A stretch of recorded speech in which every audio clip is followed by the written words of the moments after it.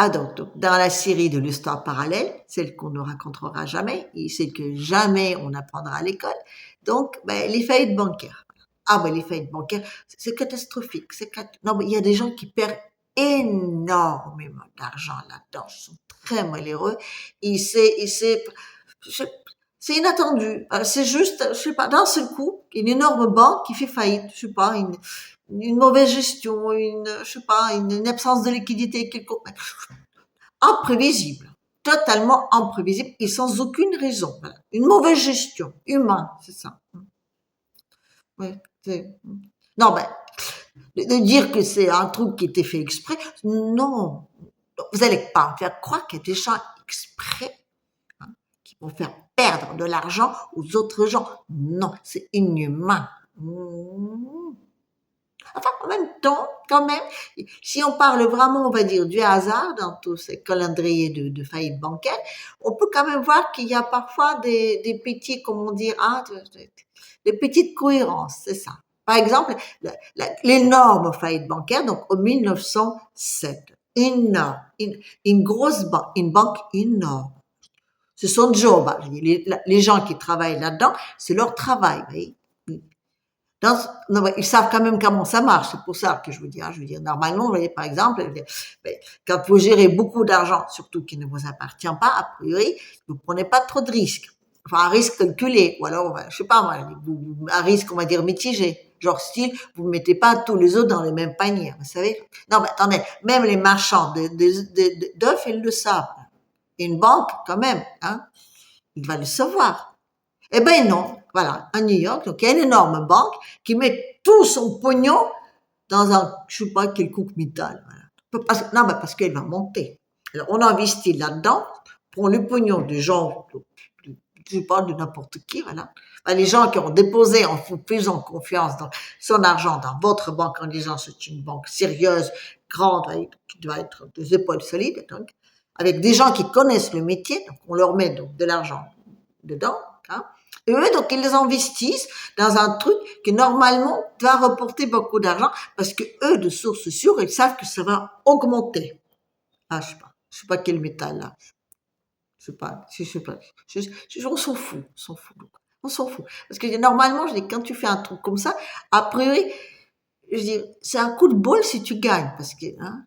Et a priori, tu te renseignes que tu gagnes pas, parce que normalement, donc, c'est fait justement pour provoquer une faillite. Oui, oui, ça fait pour provoquer une faillite. Parce que les petits cocos là-bas aux États-Unis, ils ne voulaient pas de créer une réserve mondiale qui va diriger le monde. Et ils ont dû sentir le tout. Alors du coup, une petite crise bancaire. Ouais, non, je raconte n'importe quoi, n'importe quoi. N'empêche que la même année, les Russes, hein, vont signer donc tous les accords avec la Grande-Bretagne. C'est la Grande-Bretagne qui vient le voir, qui veut dire, voilà, dans ce coup, on se levait donc ce matin de pied droit. Le Poutine, donc, il se lève de pied gauche pour aller envahir donc, hein, tout le monde. Ils choisirent la France comme la cible numéro un. Donc, voilà. Et donc là, c'est les Britanniques qui se lèvent de pied droit. Dans ce coup, ils disent, on va faire la paix avec des Russes. On va aller les voir, on va leur dire, on va signer tous les accords, on va signer surtout, par exemple, votre empereur, c'est le meilleur empereur du monde. On est très content que c'est lui, donc, on va dire, politiquement en tout cas parlant, donc possède de toute puissance de l'Europe, tout ça. On est très content, on vous cède tout, vous êtes les meilleurs, vous êtes les plus forts. Voilà, on signe tout. Ils signent là, et en échange, ben, ils disent qu'en échange, vous faites pas la guerre aux Allemands. Enfin, je veux dire, vous faites pas la guerre de côté des Allemands. Voilà. Non, mais on sait pas. Dans ce coup, s'il y a une guerre, ça peut arriver, hein. S'il y a une guerre, comme ça, le hasard, hein, comme des faillites bancaires, c'est ça. Donc, s'il y a une guerre, ben, il faut que vous soyez donc de notre côté. En 1907. Non, comme ça, hein. La même année, d'accord? Et en 2010, 3 ans après, il met donc sur la table le projet donc d'être maître du monde. Et ça passe pas. Ça passe pas. Alors, on ne sait pas pourquoi. Peut-être que les gens là-bas, ils ont dit, oui, mais c'est qui va mettre le pognon dedans, hein, la réserve? Ça va être sur quel, non, parce que le temps que vous allez l'imprimer, tout ça, ça va prendre du temps, vous voyez. Vous n'allez pas l'imprimer, c'est rien, ça crée l'inflation. D'accord, on est d'accord, donc, ça nous a fait sacrément flipper, donc, la grosse banque a explosé comme ça, par le manque de liquidité, parce que je sais pas pourquoi, ces cons-là, ils ont tout investi dans le même truc, hein. Je rappelle, c'est leur métier, quand même, hein. Et là, donc, vous allez faire comment? Non, c'est une question technique, vous voyez. Donc, oui, on va, soi-disant, donner tellement de pouvoir à une banque, tout ça, une réserve, qui va donc, privée, donc, qui va donc, non, à l'époque, ils ne savaient pas. Non, à l'époque, c'était quand même vendu comme un truc bien, voilà. Et c'était pas vendu comme une réserve fédérale, c'était juste vendu comme une réserve monétaire qui va donc venir au secours de banques s'ils font des faillites, voilà. Comme celle, donc, en 1907, qui était totalement provoquée, d'accord? Et la même année, donc, les Russes, en 2010. Non, les mecs, ils disent, mais c'est qui va mettre du pognon dedans? Non, parce que j'ai une idée d'une réserve qui vient nous sauver, ça ne va, mais s'il faut qu'on mette du pognon dedans, on vient juste d'en perdre plein, là. Alors, 2 ans, donc les Russes, ils amènent là-bas aux États-Unis 105 kilos d'or.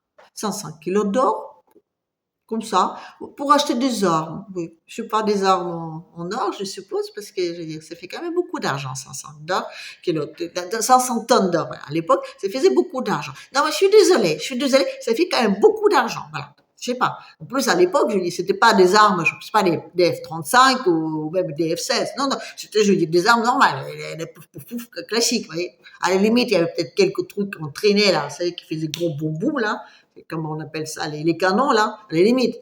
Je suis même pas sûre qu'il y avait des chars, déjà, à l'époque. Donc, vous voyez, 500 tonnes d'or, pour toute cette petite camelote, c'est beaucoup d'argent. D'autant plus que les Russes ne l'ont jamais reçu. Donc, ni avant la guerre, ni pendant la guerre, mais c'est surtout pas après. Voilà. Donc, moi, je vous dis, cet argent-là, donc, c'était justement l'avance sur ce crédit qui lui permettrait d'imprimer de l'argent. Et pour cause, on ne peut pas, même si on fait ça dans un plus grand secret, plus grand secret, on ne peut pas créer une réserve mondiale sans mettre, donc, je veux dire, l'Empire russe dedans. D'autant plus, je vous rappelle que c'est une réserve mondiale. Pourquoi? Parce qu'il y a la moitié des Américains, la moitié des Européens. Pourquoi est-ce qu'on va mettre dans l'affaire moitié des Européens? C'est une réserve fédérale américaine. S'il vous plaît, une toute petite question. Non, je suis désolée. Si par exemple, je crée, je sais pas moi, une réserve je sais pas moi, des bonbons chez moi à la maison. Les enfants, ils peuvent être en manque de bonbons, donc du coup, je me suis dit, tiens, je vais mettre une réserve comme ça. Ou si je suis en manque de liquidité de bonbonnière, donc j'aurai ma réserve. D'accord. Et là, donc, je vais appeler les voisins et je vais dire, tiens, tu veux bien donc s'investir, hein, la moitié de ton truc avec moi pour un.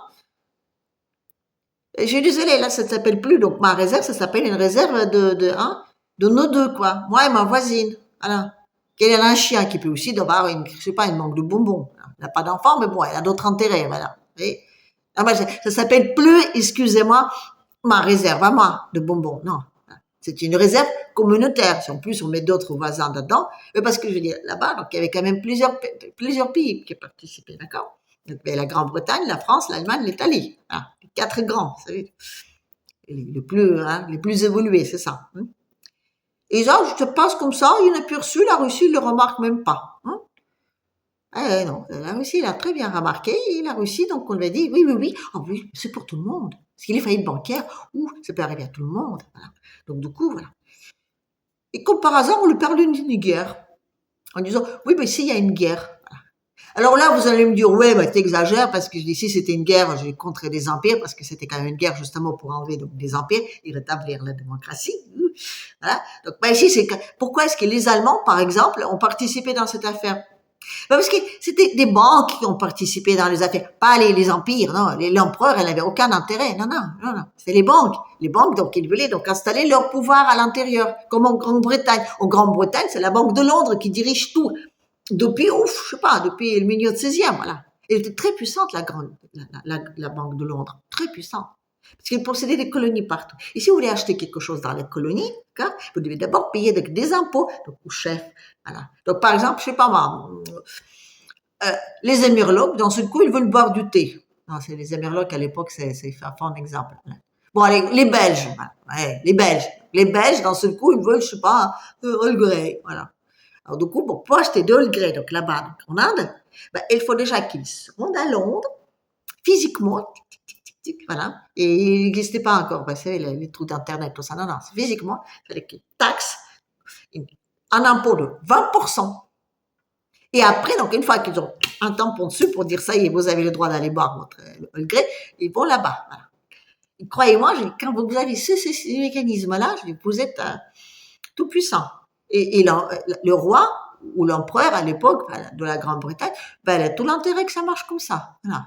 Alors du coup, oui, à l'époque, ouais, ils ont fait, comment dire, un petit échange. Ils ont vite pigé aussi les trucs. Parce que, vous voyez, donc la religion chrétienne, elle interdit donc aux pauvres petits chrétiens de faire des affaires de banque. Voilà. Enfin, des prêteurs de gage, je sais plus comment on appelle ça.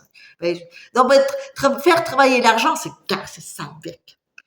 C'est les seuls donc qui peuvent le faire, c'est des juifs. Alors après, on les calomnie en disant que c'est nous qui avons commencé, hein, d'accord. Voilà. Donc oui, donc en Europe, il y a que les juifs qui avaient le droit de gagner de l'argent avec l'argent.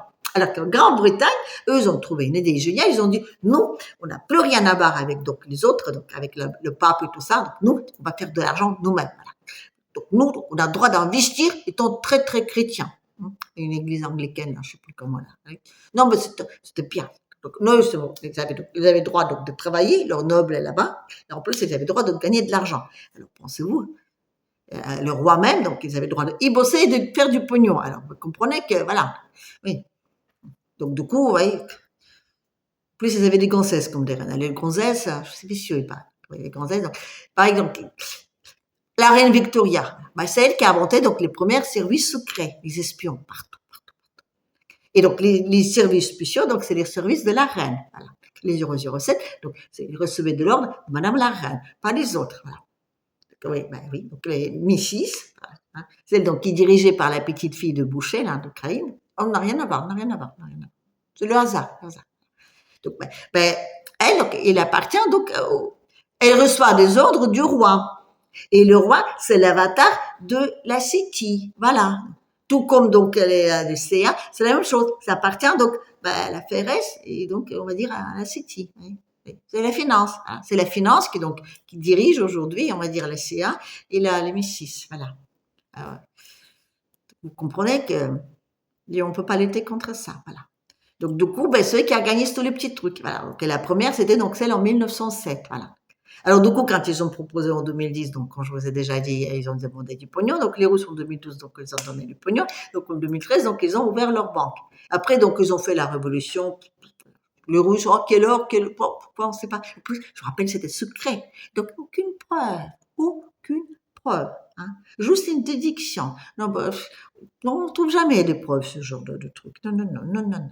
C'est pure spéculation. Mais tout ce que je vous raconte, n'existe pas. Non. Du tout. Voilà. Mais quand même. Je sais pas, regardez un truc plus récent, là. Comme ça, voilà. Plus récent. Le Manorazers, oui. Ah oui, on a trop de liquidité, on fout tout dedans et hop, on l'explose. Ou encore mieux, donc, la City, pas les City, là. Comment elle s'appelle ça? La Silicon Valley, là. La banque de la Silicon Valley. Ah, une jeune banque, quoi.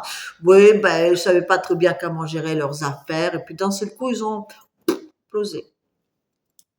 La Silicon Valley. Rappelez-moi déjà, c'est de quoi qu'ils s'occupent là-bas? Je dis, c'est quoi leur job hein, dans les Silicon Valley? Je sais pas quoi.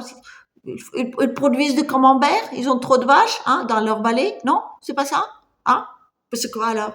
De l'informatique? Hein? Et c'est quelque chose à voir avec genre intelligence artificielle? Ah bon? Ah, c'est direct? Ah, mais alors, comment ça se fait qu'ils ont fait faillite alors que, excusez-moi, aujourd'hui, le progrès, justement, pour faire dépenser du pognon qu'on a trop et qu'il faut quand même claquer quelque part, c'est justement la IA. Oui. On a décidé que l'intelligence artificielle, c'est le nouveau projet mondialiste qu'il faut absolument mettre en place. Voilà. Et c'est la banque, justement, qui devait s'occuper de ça, qui fait faillite. Le hasard. Je sais pas. Le hasard. Oui, il y a beaucoup de gens qui ont perdu de l'argent, mais surtout, c'est une banque qui était supposée d'investir justement dans tout ce qui est l'intelligence artificielle. Et là, elle fait faillite justement au moment où le projet d'investir énormément d'argent dans l'intelligence artificielle. Et qui c'est qui est là Monsieur Trump, il a dit que, voilà, 500 milliards de dollars dans l'intelligence artificielle. Où est-ce qu'il va les prendre, cet argent-là? Dans sa poche? Non. Dans une banque qui est justement faite pour ça? Mais non, elle a fait faillite. Pas de bol, hein? Pas de bol. Alors, donc, heureusement qu'on a les autres qui impriment du pognon, qui sont là pour ça. Voilà. Ils ont dit, tiens, on a trouvé un nouveau truc, là, donc, hein, à la chaîne, on va blanchir notre pognon. Les États, ils vont emprunter pour l'intelligence artificielle, ça sert strictement à rien, c'est totalement bidon, ça va claquer du pognon, et on va encore une fois blanchir donc tous nos machins là. Parce qu'écoutez, on a parfois plus d'argent qui existe par rapport donc les PIB mondial. Et il faut le claquer. Désolé, il faut le claquer. Non, mais désolé, mais par exemple, si je possède, on va dire, 1 trillion de dollars, en chiffre hasard, d'accord? Mais si en face, je peux juste acheter pour aller en pauvre petit, je sais pas, une centaine de milliards d'objets. Il n'existe pas d'objets. Physiquement, ça n'existe pas, des objets que je peux acheter avec ce pognon-là. Je veux bien acheter des États, je veux bien acheter des gens, je veux bien acheter des médias, je veux bien tout acheter. À un moment donné, il me reste toujours trop de pognon. Je fais quoi avec? Alors, je vais inventer des trucs bidons. Enfin, je vais la guerre des étoiles. Voilà. Oui. C'est là que les États-Unis sont rentrés dedans. En plein. Ben, ils sont passés devant, ils ont vu un super sac et ils ont dit, tiens, je le veux. Voilà. La guerre des étoiles, c'est le petit sac de moi qui veut donc investir et puis m'endetter jusqu'au cou. Voilà. C'est le même principe. Le même principe. On avait un truc bouton, on explique aux gens, voilà. Vous avez une super idée. Il faut donc voter les projets pour ça, pas les projets, les budgets. Vous votez donc les budgets pour mes projets, ou les vôtres, vendez ça comme vous voulez. On vous finance, vous découpez le budget, donc tout le monde vole dessus, on claque du pognon, et après, donc l'État, il est endetté et on continue la petite roue. Voilà.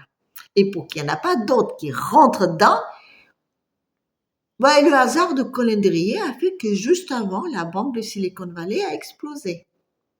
Voilà.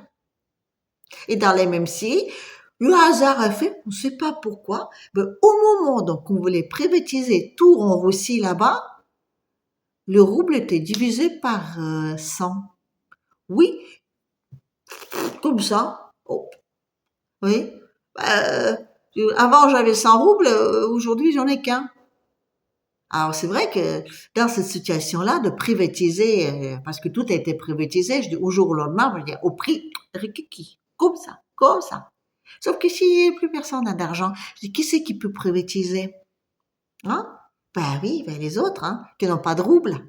Mais c'est tout le hasard. Non, mais ça s'est fait comme ça. D'un seul coup, le rouble a chuté, voilà. Juste la veille qu'il fallait tout privatiser. C'est pas de bol, hein. C'est vraiment pas de bol. Voilà. Vous voulez d'autres petites, des petites trucs comme ça, des idées pour vous vraiment, je veux dire, hein, pour vous mettre le moral, on va dire, plus bas que les chaussettes, même plus bas que les chaussettes, hein. Non, ça suffit. Bon, voilà. Bon, écoutez, allez, je vais m'arrêter là-dessus. Mais je vais quand même, encore une fois, vous bien préciser que les faillites bancaires, c'est jamais les hasards. Il y a toujours une petite truc derrière. Ou on a trop de liquidités, on a besoin de tous les actifs complètement à remettre dans le même truc et de l'exposer. Ou alors on a un projet et on veut surtout pas que dans ce projet-là, cela participe. Ou alors on a un nouveau, un truc comme ça de dire, tiens, il faut absolument qu'on fasse flipper tout le monde dit panique à bord, et dans ce coup, comme il y a un panique à bord, donc ils vont gober tout. Et après, on mène une guerre. Les gens, ils ont peur, du coup, on leur vend un super projet, du coup, on mène une guerre, et on récupère tout, et yop, et on est content, voilà. Génial. Bref. Allez, je vais m'arrêter là pour aujourd'hui. Voilà, donc n'hésitez pas si vous avez des questions à poser. Voilà. Et puis, même si vous n'avez pas de questions à poser, n'hésitez pas quand même de me laisser les commentaires. Ça permet aux autres de voir mes super vidéos qui vous apprendront peut-être un tout petit peu comment le monde dysfonctionne ou comment le monde fonctionne en nous expliquant qu'il dysfonctionne. Enfin bref, vous voyez ce que je veux dire. Et moi, donc, je vous dis, allez, à la prochaine.